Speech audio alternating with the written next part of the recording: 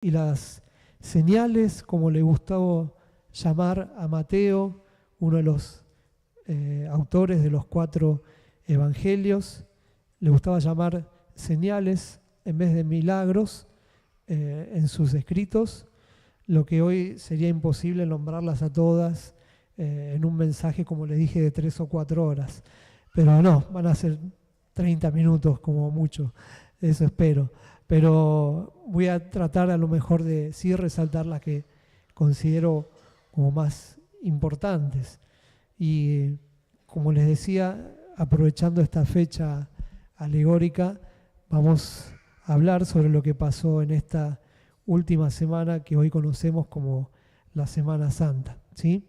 La última semana del ministerio de Jesús aquí en la tierra, y especialmente en los días antes de ser entregado para ser juzgado y crucificado, ¿sí? Hasta aquí me siguieron, esa fue una breve introducción. Vamos entonces a hablar de esta semana. Esta semana fue una semana de transición, es decir, Jesucristo, todo Dios y todo hombre, pero en este momento caminaba como un hombre sobre la tierra y ya estaba dejando sus últimas enseñanzas para ser luego glorificado y volver al Padre. Todo esto, como les dije anteriormente, ya había sido anunciado por los profetas y había muchas muestras y señales también de que esto iba a acontecer. Él mismo venía anunciando su muerte y su resurrección. Y tal es así que un par de semanas antes, él resucita, una historia también muy conocida entre todos, a su amigo Lázaro, ¿sí? Había muerto, había estado 4 días muerto, pero el Señor Jesús, cuando llega, lo visita, tiene el poder para resucitarlo, ¿sí? Es más, él dijo que eso era para que se viera la gloria de Dios. Y les estaba diciendo, esto también va a pasar conmigo, pero creo que no muchos se dieron cuenta en ese momento o no muchos lo creyeron, pero ya era una primer señal que estaba dando de que iba a morir y que iba a resucitar. Y esa resurrección de Lázaro causó una gran revolución en la sociedad en ese momento. Y ya se había empezado a armar un clima de fiesta, ¿no es cierto? Imagínense, alguien que resucitó, el Señor está con nosotros, hacía milagros de sanidad por todos lados. Entonces se empezó a vivir un cierto clima de fiesta y de júbilo. Pero también por otro lado, ya estaban otros muy preocupados con lo que estaba pasando, porque el pueblo se estaba empezando a ir detrás de un nuevo líder, detrás de una persona que los estaba guiando y rompiendo, como les dije también anteriormente, con ciertas estructuras. Así que por un lado había alegría y por el otro había bronca, había indignación, había ganas de atraparlo y de no dejarlo que esto siguiera creciendo, ¿sí? Y era un pensamiento de los sacerdotes de esa época decir, bueno, ahora viene, lo siguen todos a él, nosotros nos quedamos sin nada, perdemos el poder, los romanos nos van a tirar abajo todos los templos y se terminó la historia. Así que imagínense cómo estarían de preocupados por lo que estaba pasando.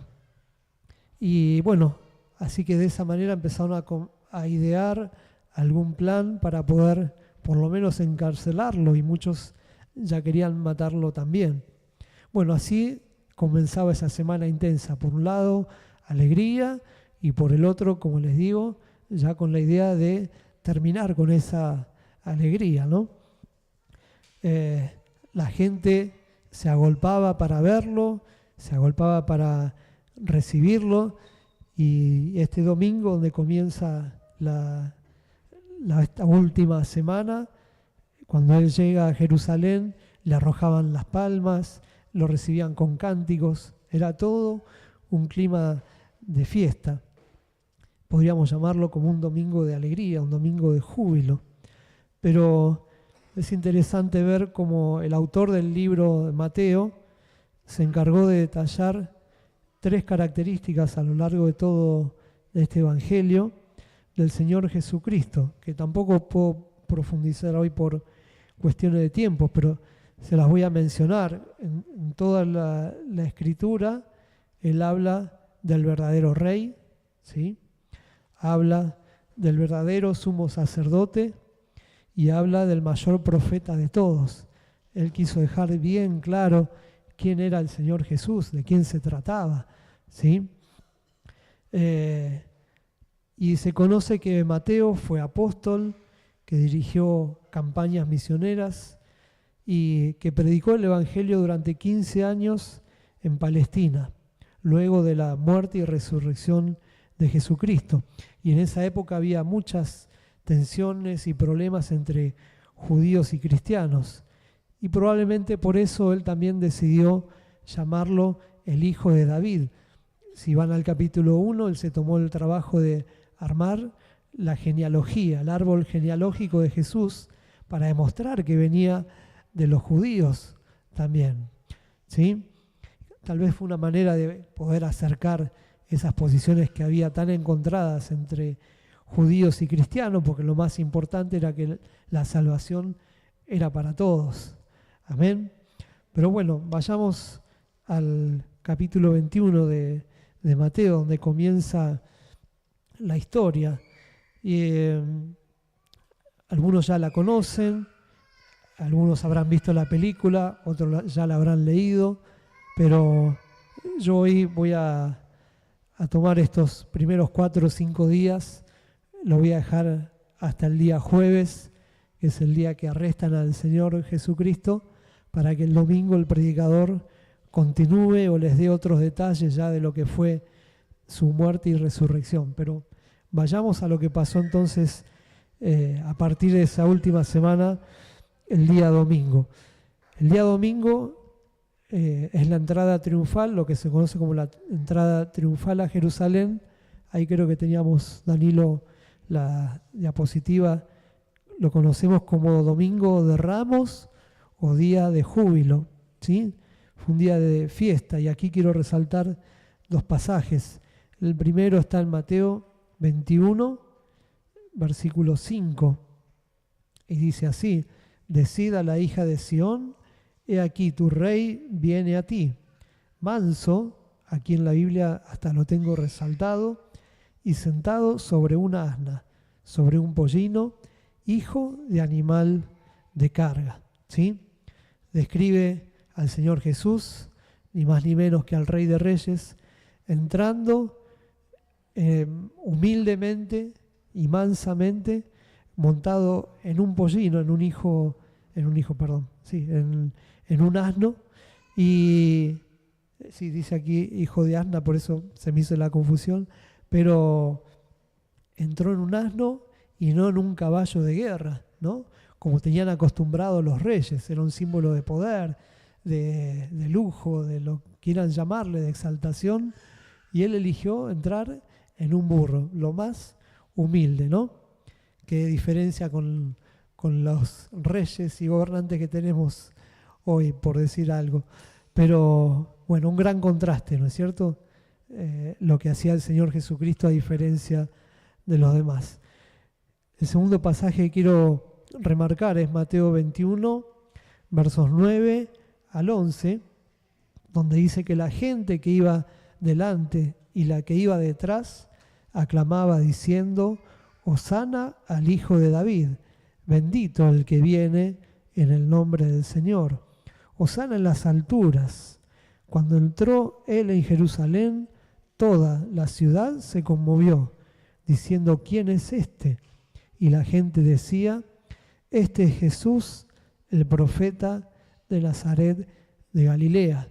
Aquí están las 3 características que había subrayado Mateo: el verdadero rey, el verdadero sumo sacerdote y el profeta mayor. Amén. Entonces, él era aclamado como el hijo del rey, como el enviado del Señor y como el profeta de Nazaret. Es decir, que aquí su figura y su autoridad eran bien reconocidas. Veamos lo que pasa el día lunes, que lo podríamos llamar el lunes o el día de autoridad. Esto lo podemos ver también en el libro de Mateo, capítulo 21, versos 12 al 13. Dice aquí que entró Jesús en el templo de Dios y echó fuera a todos los que vendían y compraban en el templo, y volcó las mesas de los cambistas y las sillas de los que vendían palomas. Y les dijo: escrito está, mi casa, casa de oración será llamada, mas vosotros la habéis hecho cueva de ladrones. ¿Sí? Bueno, este manso y humilde, cuando entra al templo, se indignó y con gran autoridad echó a los que estaban ahí comerciando. ¿Sí? No lo voy a explicar ahora porque si no se nos va a hacer largo, pero la verdad que cuando él vio lo que estaba pasando, dijo: esto acá no va, tiró las mesas y dice que nadie en ese momento se atrevió a decirle nada, ni a arrestarlo, ni siquiera a desafiarlo, ¿sí? O sea que se estaba reconociendo la autoridad del Señor ahí también. Y mencionó que su casa debería ser llamada casa de oración, ¿sí? Y versículo más tarde, el 14 y 15, dice que vinieron a él en el templo ciegos y cojos y los sanó. Pero los principales sacerdotes y los escribas, viendo las maravillas que hacía, y a los muchachos aclamando en el templo y diciendo: Hosana al hijo de David, se indignaron, ¿sí? Ni bien quitó todo eso de ahí, ¿qué hizo? Siguió haciendo sanidades, siguió haciendo milagros, siguió sirviendo al pueblo. Y esto le trajo gran indignación a los sacerdotes, a todos los que estaban en contra de él. ¿Sí? Vamos al martes, que lo podríamos llamar día de prueba. El día martes, por lo menos aquí en el Evangelio de Mateo, comienza con el relato de la higuera estéril. Y ahí Jesús maldice una higuera que no estaba dando fruto. Y a lo mejor dicen: bueno, pero esto ¿qué tiene que ver? Está como fuera de contexto. Yo lo interpreto, como muchos lo interpretan también, en realidad le estaba mostrando en algo natural, algo espiritual. Les estaba diciendo: acá lo que no da fruto va a ser cortado. Si no da fruto, no sirve. Si no da fruto, se seca. ¿Sí? Y ellos se maravillaban y no lo terminaban de entender. Y cuando hizo esto, decían: bueno, pero entonces ¿con qué autoridad hace estas cosas? Nunca habían visto que alguien hiciera secar una planta en un instante, ¿no? Bueno, por eso lo llamamos día de prueba. Le empezaron a preguntar: bueno, ¿y de dónde venís y con qué autoridad hace estas cosas? Y el Señor le respondió con una pregunta que no pudieron responder, ¿no es cierto? Entonces ahí quedó demostrada su autoridad también y no pudo ser discutida. Y después de esto, ese mismo día martes, fue un día muy intenso también. Se dedicó prácticamente todo el día a enseñarles parábolas y parábolas referidas a lo que era la responsabilidad y al servicio del reino. Amén. Y antes de terminar, nuevamente les anunció su muerte y su resurrección. Y después de ahí ya se fue a descansar nuevamente a Betania. Era un pueblito muy cerquita de Jerusalén, pero como él ya sabía que había un complot y lo querían atrapar, él pasaba el día, daba las enseñanzas y después se volvía. Llegamos así al miércoles. El miércoles yo lo titulé día de descanso o día de silencio. Bien podría haber sido también día de preparación. Ese día miércoles no fue un día intenso y cargado de actividades, sino que compartió una comida. Aquí se relata el hecho en el capítulo 26 de la mujer que derrama el perfume sobre él, es decir, que ya lo estaba como preparando para lo que venía. Y el Señor estuvo ahí, fue casi como retiro espiritual, diría yo, y un día marcado por la adoración y por la oración. Y aquí yo pensaba, ¿no? Qué importante cuando uno sabe por lo menos que está por entrar o tiene un desafío, una prueba difícil por delante, pasar ese tiempo antes en adoración y en oración al Señor. Ese fue el ejemplo que nos dejó Jesucristo también. Amén. Y llegamos por último al día jueves. El jueves, que bien lo podríamos llamar el día de despedida. Ese día, jueves, era lo que hoy, vieron que le gusta llamar la previa, o sea, lo que viene antes. Bueno, esto ya existía 2000 años atrás.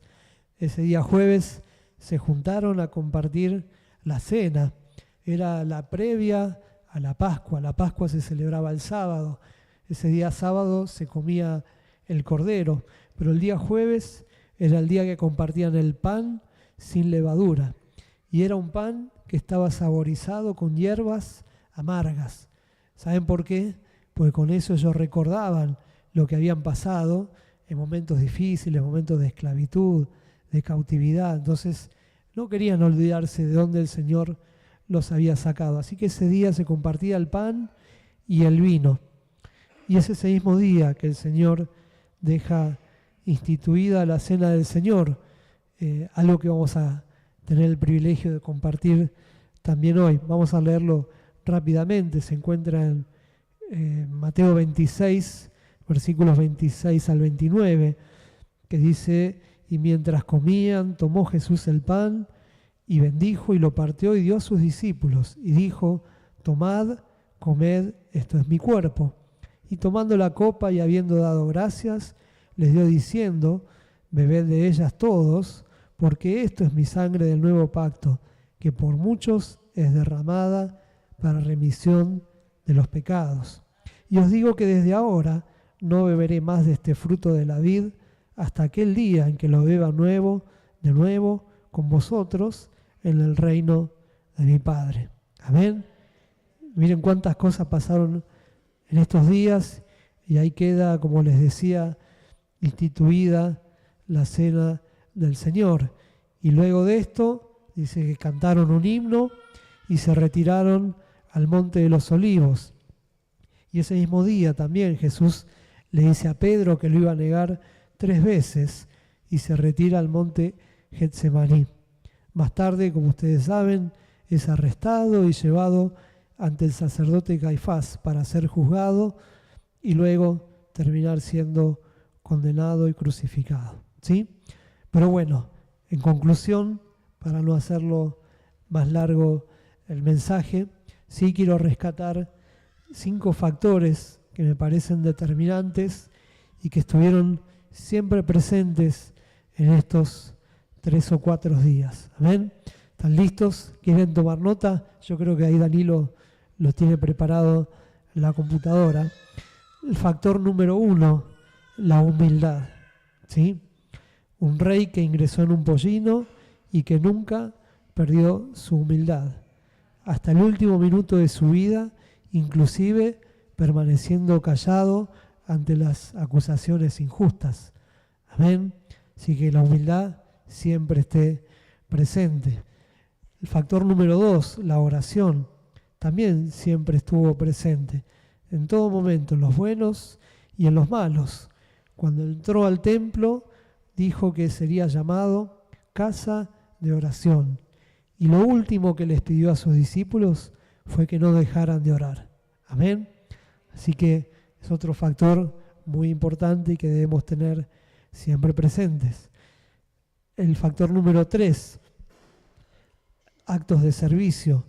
Él siempre se mantuvo sirviendo a los demás y no siendo servido. Recuerden inclusive que esa última cena, ese mismo día, el Señor le lavó los pies a los discípulos en un acto de servicio. ¿Sí? Y también ese día fue que enseñó muchas parábolas sobre la responsabilidad y el compromiso con el servicio a Dios primero y a los demás. Número 4, la autoridad, siempre presente en esta semana. Nunca la perdió y nunca abusó de ella, pero siempre fue muy determinado al momento de defender los intereses del reino de Dios. Y el último que vamos a resaltar en esta tarde-noche, el número 5, fue hacer la voluntad del Padre. Todo lo que hizo fue para cumplir la voluntad de Dios, el Padre, la cual es buena y perfecta. Amén. Amén. Bueno, hermanos, yo espero que celebremos con gozo, con alegría y con júbilo esta Pascua. Es una fecha especial, por cierto, para los que compartimos la fe cristiana, pero también sé que lo reconocemos al Señor cada domingo, cada miércoles, cada día de nuestra vida, ¿no? Pero en esta fecha que es tan especial, nos gusta recordar lo que el Señor hizo y nos gusta también compartirlo con otros. Así que por eso los animamos también mañana, si pueden, quieren venir a la plaza, lo estaremos compartiendo este mensaje de salvación del Señor con ellos también. Amén. Damos un aplauso al Señor porque Él lo merece. Él fue quien dio su vida completa por nosotros. Amén. Amén. Ahora sí, entonces, los invito a compartir la mesa y la cena del Señor.